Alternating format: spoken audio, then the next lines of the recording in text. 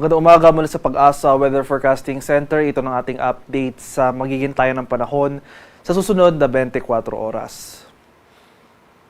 Kanina alas 3 ng madaling araw ay nakapasok na ng Philippine Area of Responsibility itong low pressure area na ating minomonitor. So yung latest location natin as of 3 a.m. today ay nasa layong 695 kilometers silangan ng General Santos City. Sa latest analysis natin, mababa pa naman yung chance na nasabing low pressure area na maging isang ganap na bagyo within the next 24 hours. Gayunpaman, dahil sa pinagsamang epekto ng low pressure area at ng ITCZ, dahil nga nakapaloob itong low pressure area dito sa Intertropical Convergence Zone, makakaranas pa rin tayo ng mga kalat-kalat na pag-ulan na may pagkulog at pagkidlat dito sa area ng Mindanao at sa Palawan. So ngayong madaling araw pa lamang, makikita natin dito sa ating latest satellite images na may mga nakikita na tayong thunderstorm activity over some parts of Palawan and Southern Mindanao. Inaasahan natin na for the remainder of the day ay mas rarami pang lugar dito sa Mindanao ang makakaranas ng mga kalat-kalat na pag-ulan at thunderstorm. Samantala sa Metro Manila at sa nalalabing bahagi pa ng Luzon and Visayas ay makakaranas muli tayo ng mainit at malinsangang panahon simula umaga hanggang sa tanghali, pero pagsapit ng hapon hanggang sa gabi, makanda pa rin tayo sa mga biglaan at panandaliang pag-ulan na dulot naman ng localized thunderstorms. Nanggagaling yan dito sa epekto ng easterlies o yung mainit na hangin galing sa karagatang Pasipiko. At para naman sa magiging lagay na ating panahon ngayong araw dito sa Luzon, so Metro Manila and the rest of Luzon, magpapatuloy nga itong generally fair weather conditions. Sasamahan lamang yan ng mga biglaan at panandaliang pag-ulan na dulot nga ng localized thunderstorms. So yung prevailing weather system natin over Luzon and Visayas ay yung easterlies, kaya magpapatuloy nga yung mainit na panahon sa mga susunod na araw. Sa bahagi naman ng Palawan, Visayas at sa Mindanao, ito ang area ng Palawan at sa Mindanao, makakaranas tayo ngayong araw ng makulimlim na panahon at mataas sa tsansa ng mga pag-ulan. Itong area nga ng Davao Region at Soc-Sargen, ito yung mga lugar na kung saan pinakamalapit sila dito sa posisyon ng ating low pressure area. So ito yung mga lugar na pinakamaapektuhan ng mga pag-ulan na dala ng LPA. So dahil nga sa pinagsamang epekto ng LPA na nakapaloob nga ito sa ITCZ, buong Mindanao at Palawan, ngayong araw makita tayo sa mga posibleng banta ng pagbaha at pagbuho ng lupa, lalo na kung tuloy-tuloy ang pag-ulan na ating mararanasan.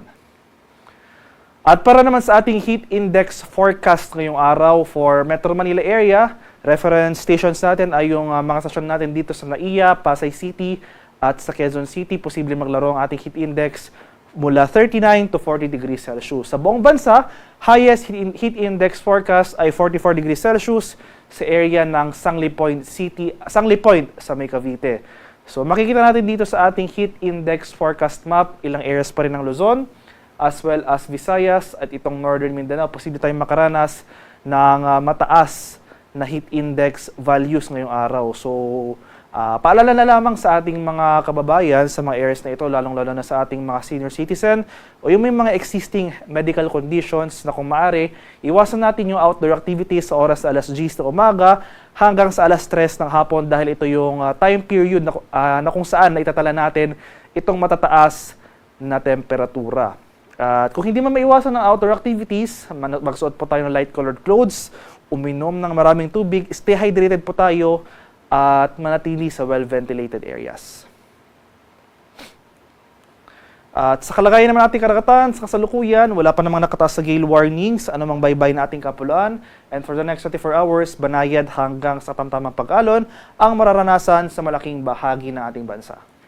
Para naman sa ating weather outlook sa mga susunod na araw, so ang ating 4-day forecast, so mula Tuesday to Wednesday, April 29 to 30, dahil sa epekto nga ng ITCZ at ng LPA na nakapaloob dito sa ITCZ, na at least for the next 24 hours, maliit na pa naman yung chance na maging bagyo ito. Pero hindi natin tinatanggal yung posibilidad ng tropical cyclone formation sa mga susunod na araw. Pero gayon pa man, dahil nga sa pinagsamang epekto ng ITCZ at yung sama ng panahon na ito, malaking bahagi para ng Mindanao at Palawan, magpapatuloy itong mga kalat-kalat na pag-ulan at thunderstorms. So especially itong southern portion ng Mindanao, itong areas ng Davao Region, Soc-Sargen, Barm at Zamboanga Peninsula, ito yung mga lugar na pinakamaapektuhan ng weather systems na ito.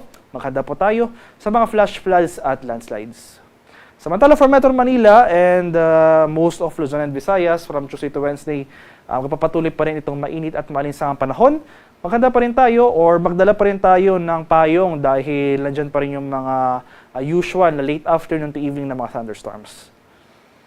Pagsapit naman ng Thursday hanggang sa Friday, May 1 to May 2, inaasahan naman natin itong areas ng Mimaropa, or mas inaasahan natin sa susunod na araw, no, dahil nga sa hindi natin tinatanggal yung posibilidad nitong low pressure area na maging isang ganap na bagyo or tropical depression in the coming days. At magpapatuloy ngayong general northward or northwestward na paggalaw na nasabing sama ng panahon. Inaasahan natin na mas raraming areas pa ng bansa, mas rarami pang lugar dito sa bansa ang makakaranas ng mga pag-ulan na dala ng sama ng panahon na ito. So ito na ring areas ng Mimaropa, Bicol Region, pati na rin ng Visayas, makakaranas rin tayo ng mataas na tsansa ng pag-ulan. Magpapatuloy mga pag-ulan dito sa area ng Mindanao, dulot naman ng ITCZ. Ang bottom line, maging bagyo man or hindi itong low pressure area na ito, in the coming days, malaking bahagi pa rin ng ating bansa makakaranas ng makulimlim na panahon at mataas na tsansa ng pag-ulan. So itong low pressure area, kahit hindi bagyo ito, posible pa rin ito magdulot ng significant na rainfall or mga pag-ulan, especially sa eastern section ng ating bansa. Itong ang Bicol Region, Eastern Visayas, itong Eastern Mindanao area, so Caraga, Davao Region. In the coming days, maghanda po tayo sa mga banta ng pagbaha at pagguho ng lupa, lalong-lalo na kung tuloy-tuloy yung mga pag-ulan na mararanasan. At in the event na maging tuluyang bagyo na nga itong low pressure area, ay agad naman mag-release ang pag-asa ng tropical cyclone bulletins. Meanwhile, for Metro Manila and the rest of Luzon, inaasahan pa rin natin na mataas pa rin yung tsansa ng mainit at malinsangang panahon. At malayo tayo dito sa nasabing sama ng panahon. So yung mga pag-ulan nating mararanasan ay dulot lamang ng localized thunderstorms na nanggagaling sa easterlies o yung mainit na hangin galing sa karagatang Pasipiko. Haring araw sa Kamunilaan ay sisikat mamayang 5:35 ng umaga. Lulubog naman mamaya sa ganap na 6:12 ng hapon.